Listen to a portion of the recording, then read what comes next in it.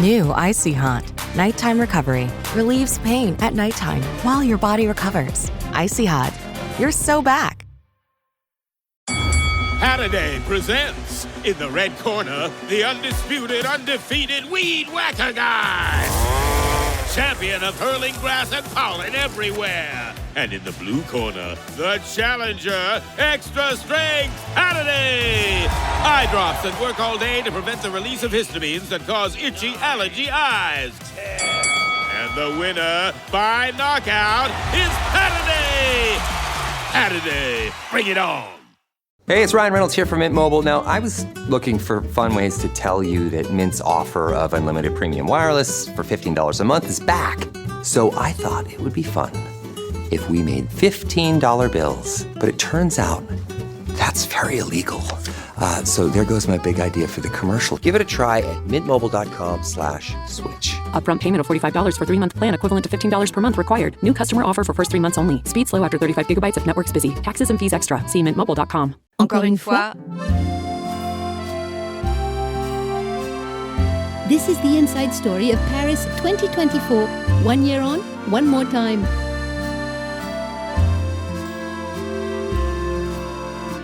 I'm excited to be doing what I love for the fourth time. This is my fourth Olympic Games.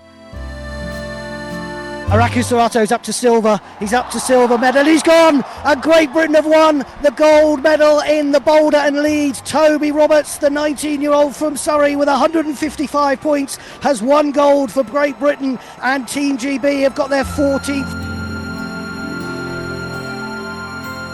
This is Encore Une Fois, the inside Paris story from Anything But Footy. 1 year on, one more time, and we are very much heading towards the climax of our look back at Paris 2024. If you've been with us over the past fortnight, we've been looking back on what we were doing, where we were, who we met, what we were seeing, what we got to commentate on this time last year when we were part of the official broadcast team for TalkSport. The first time ever a UK commercial radio station had had the rights to be full broadcasters of the Olympic Games. So for reference, we're taking you back to a Friday, day 14 of the Games.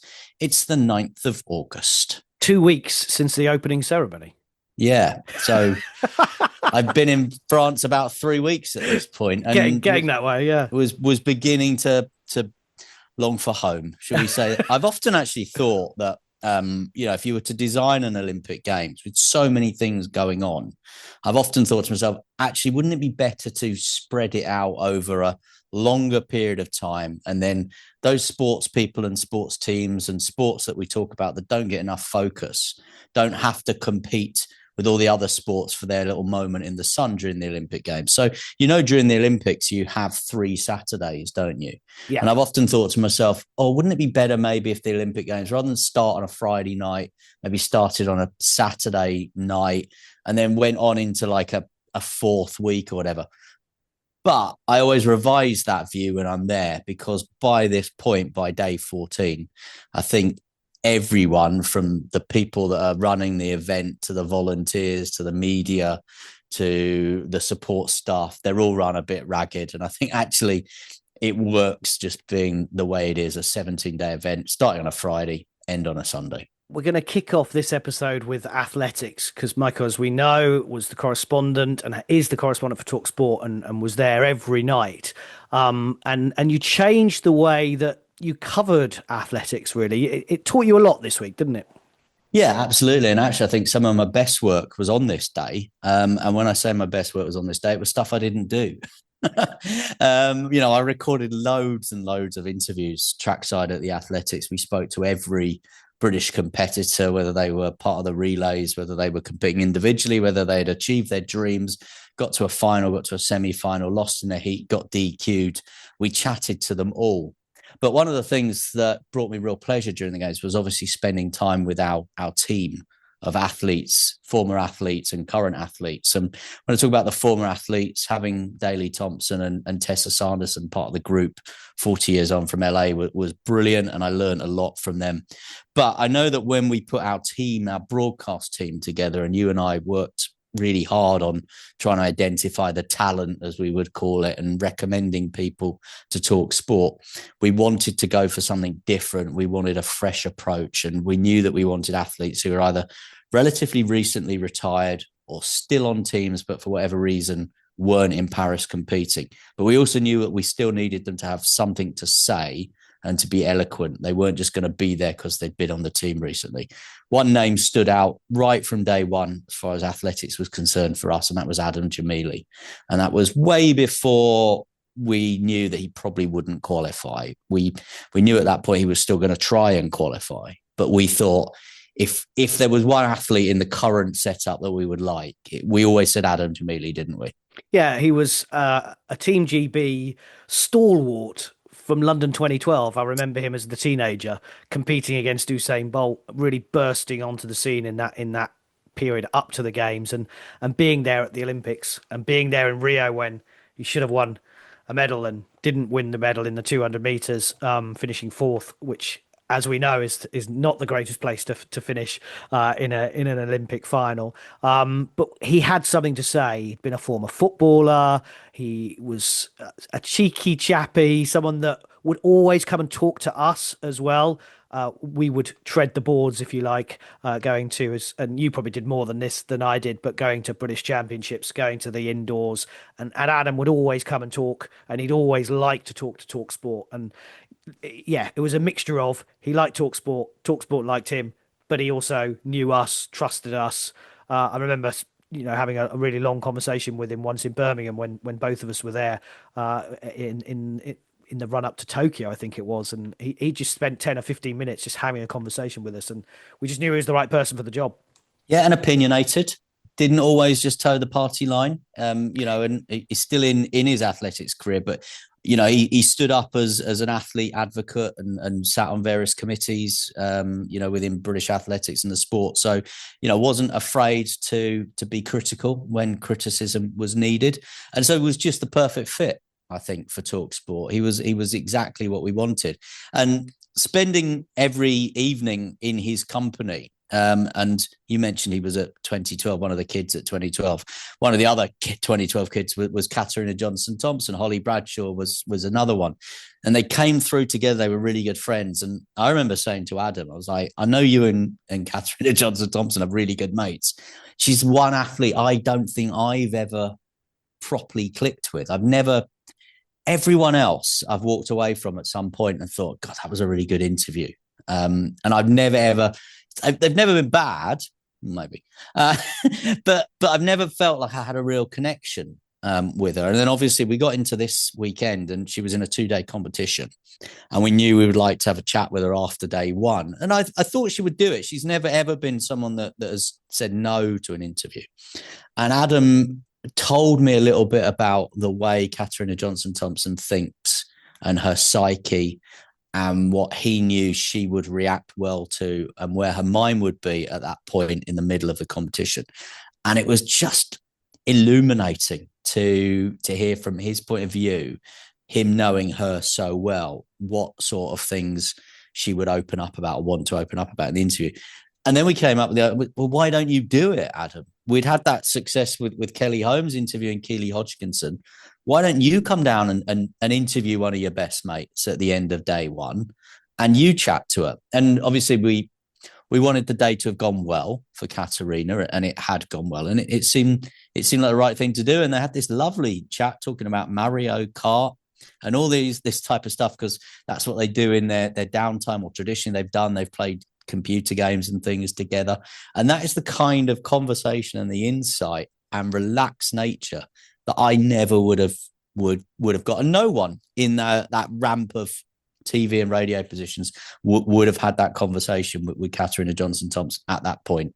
Because it was the day before was day one, where she, I think, had a season's best in the hurdles. She'd had her best jump in 5 years in the high jump. She'd also done the shot put and finished on the 200 meters. And that was when you wanted Adam to interview her. And as you rightly say, you would have gone in and asked, well, tell me about tomorrow. Tell me about tomorrow. Tell me about tomorrow. She'd been leading. She was up there with Nafi Tiam. But actually what Adam said was, she's not actually going to be thinking about that at all, is she? She's going to be thinking, as you said, about the day that's just happened. And how she's going to wind down from that and what she's going to do tonight in terms of nutrition and relaxation. So then on this day, Friday, at which point she'd won the silver medal, which was fantastic. And Katarina Johnson-Thompson had always said to me that she wasn't going to define her career by the Olympic Games. She didn't feel the Olympic Games was unfinished business for her. If her career had ended with her just being a two-time world champion and the various other medals that she's won at different levels, like Commonwealth Games, then so be it. It was a good career.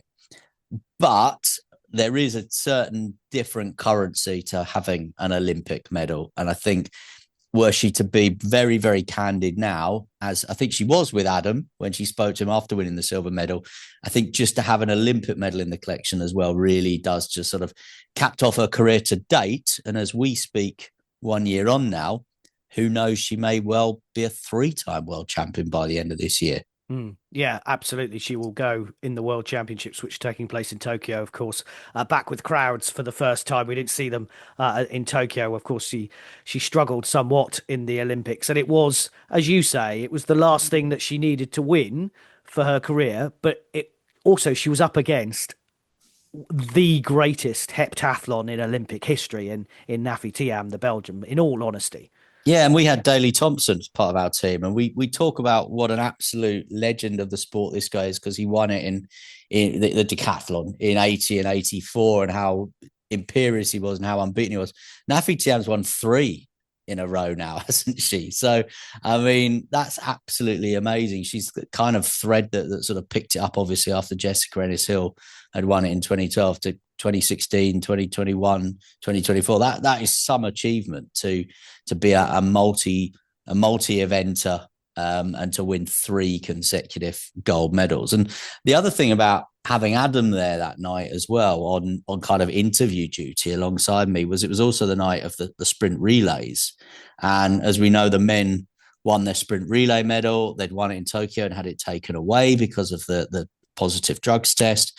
And just to see Adam there with the likes of Richard Kilty and Zarnell Hughes and Nathaniel Mitchell-Blake and Louis Hinchliffe, of course, and Jeremiah Azul, all these teammates, friends of his.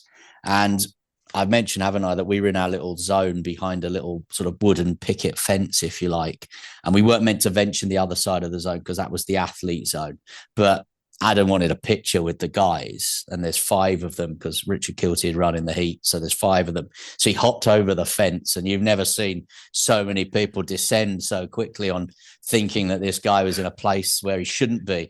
But then you also saw the likes of Richard Kilty and Zarnell Hughes and Nathaniel Mitchell-Blake go, no, it's absolutely fine. He's a teammate. If you know, in a different world, he might have been at these games. He probably could have run in one of the heats. He would have been stood here if he hadn't. Well, he was a world champion in 2017. Yeah, and he'd had a really nasty pec injury that wiped out that year. That was when we kind of knew that it was very unlikely he'd qualified to compete.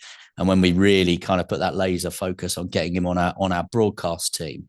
And yeah, he wanted a picture with his mates, and his mates wanted a picture with him. And I played photographer, and then of course dived in myself as well, didn't I? Obviously, to get my picture with the guys as well. But yeah, it was a great night to have Adam with us, in both roles, if you like. And that was one of the great things about just having Adam on the team was he wanted to learn, and he was. I always find this with athletes, actually. They spent their whole life being coached and drilled. And so when they do move into a different environment, if that is media and broadcasting, it's not an alien concept to them to want to coach and drill them or for them to be looking for feedback every day. Yeah. And he'd moved for that event from athlete to commentator, reporter. And at the end of the night, and we'd, have our little debrief, whatever it was, or we had our little lunch at the end and we had a lovely cold beer. He wanted us to be honest with him about what he could do, how he could improve. I remember we had quite a lot of conversation about when he was coming down to do the interviews. How do I frame this question? How do I start? We sometimes, I think in the media, we'll feel scared to offer our expertise to these guys, but we should not forget that they've spent an awful lot of time being coached and accepting what coaches say to them. Well, talking of new things, I had two new sports that I hadn't really covered massively in my Olympics career that I covered on day 14, Friday, August 9th. I was back at the marathon swimming in the morning, hoping that we might sneak Team GB a medal. Hector Pargy was third at the Worlds in Doha. He finished sixth overall in Paris, which is still an incredible achievement in the marathon swimming, back at Michael's Bridge. So I was up early for that, and it was fine. I enjoyed getting up and getting out and about in the sunshine in Paris, seeing Team GB perform, as I talked about in the last episode. But from that point on, because you're up and about, it means you can go to the next thing quite quickly. And because marathon swimming was all over really by 9 o'clock in the morning. And I was like, right, where are we going today? Well, sport climbing was a brand new venue for me and a brand new sport for me. It obviously come into the games in the last couple of cycles. Team GB didn't quite perform in Tokyo when I think they sent their first athlete for that. But we had chances in the boulder and lead, as it's called. And the boulder is pretty much what it says on the tin, which is you've got to go through a number of climbs, and it's a course that you follow, and however quick you do it, that's how you achieve your points. The lead, again, very simple. You go as high as you can. And that was as simple as it was. And trying to explain that to people was pretty easy. So I was like, right, I can understand this sport. So off I trekked, a brand new venue on the Friday, the last Friday of the games, on a train north of the Stade de France, from memory. It was past the Stade de France. It was out in the suburbs, and it looked like a school. It was the venue that we were going to, or a training venue. He had a huge athletics track, and I was like, wow, I'm surprised there wasn't people trained, but it had all been sealed off. And the way into the venue, after a walk through various shops and streets and houses to this training facility, was you go through security and you walked across the running track and the field. And effectively, you came to this giant wall, which had been built there and will still be there. This was one of the few legacy that Paris came up with. Now, you could argue maybe they should have put it in the Place de la Concorde, as well as some of the urban sports. But this is legacy. They wanted something that would be there forever for people to train on. And so it will remain there. And that's what it was. But it was a giant wall in the middle of a running track and sports fields. But that atmosphere that I walked into, obviously they built temporary stands around it, a bit like they'd done with the canoe slalom and the kayak cross. It was rocking. The no pun intended. It was literally rocking because the crowds were there, the beers were flowing, and it's an easy sport. You can support the person who climbs the highest. And that is effectively what happened. And we went into this competition with a couple of Brits in it, Toby Roberts and Hamish MacArthur. But 19-year-old Toby Roberts created history by becoming the first climber to win a medal or a gold medal, and this is how he did it. Here at the sport climbing, the crowd are applauding Araku Sarato of Japan, the 17-year-old who just got into the silver medal position and then slipped and fell. And Toby has got his head in his hands. He knows that he is the gold medalist here at the boulder and lead for Team GB. So it's Roberts for Great Britain with 155 points, Araku Sarato of Japan with 145, and Schubert of Austria with 139 points. A mention for Hamish MacArthur, who did brilliantly, qualifying in 7th place. He finished 5th overall in this final, but it's a gold for Great Britain and a gold for Toby Roberts. That's John making his commentary debut on sport climbing live on national radio. Talksport 2, I think I was on with Steph. Steph Reed was presenting, and she just kept throwing back to me and asking me loads of questions. I've got names I've got my notes here, names of people that I never thought I would be talking about at an Olympics. Jacob Schubert, the Czech, Adam Ondra, but as you heard in the commentary, and Raku Saratu of Japan. He was the 17-year-old, and he looked like he was going to win it. He was the last person up. All he had to do was beat that mark set by Toby, but he didn't do it, and it meant that Toby was victorious. And as a kid, he'd never had a drink before. A 19-year-old had been focused on Paris, and we were laughing. I was like, "What are you going to do in Paris?" And he just smiled and said, "I'm going to have a great night and a great celebration." He had his family around him who were incredibly supportive of what he'd done. But it's an achievement in a sport that actually, I think, is the future of the Olympics for a lot of young people. There are climbing centres in shopping centres now. You can go and climb anywhere. There are opportunities for people to become Olympic champions like Toby, because it's a sport that literally everybody can do, because you might have to pay £5 or £10 in your local shopping centre to do it, but there are facilities and there is the opportunity, and that's what sport is about, isn't it? About getting that opportunity. Absolutely. You know, it's what you can go and do at Go Ape or any of those sort of climbing centres. And, you know, I was at diving that afternoon watching Grace Reed finish 10th and Yasmin Harper finishing 5th. And I remember listening to you at the sport climbing. And in fact, actually, I remember listening to you at the marathon swimming, and you did a really interesting chat with Hector Pardew, and it was all about clean water. It was, and it got quite sort of political, yeah. Despite kind of both you going, I don't want to get political or get into the politics. You know, Hector was talking very, very passionately about the need and the importance for clean water. It was a theme, wasn't it, of Paris 2024 with the events in the River Seine, of course. And it's not something that we are impervious to in this country as well, the need for clean water in our rivers and on our coast. So you had this kind of very interesting, kind of deeper, meaningful conversation with Hector, who I think was a little bit disappointed with where he'd finished, then into this kind of like bright-eyed, bushy-tailed teenager of Toby, who you interviewed, obviously having won the gold medal.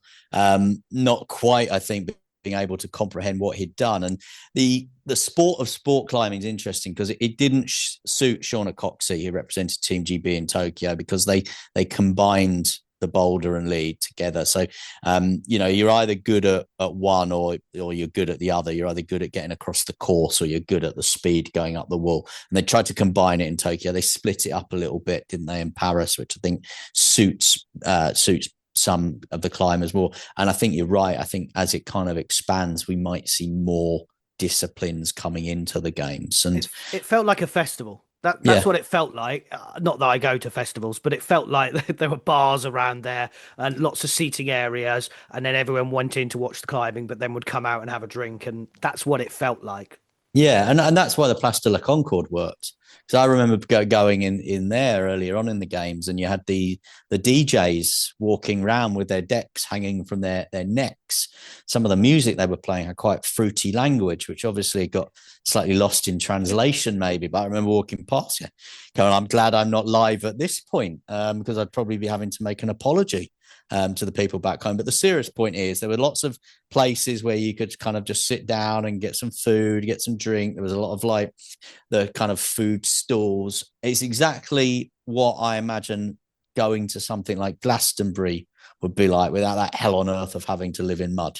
Exactly right. Now we've come to the end of this episode without talking about another achievement that we're really proud of for our coverage of TalkSport. So we will do that in the next episode. It is around the athletes and we'll talk about that as we round up the final day of action at the Stade de France. Encore Une Fois, the inside Paris story from Anything But Footy. 1 year on, one more time. Encore Une Fois, Paris 2024, one more time.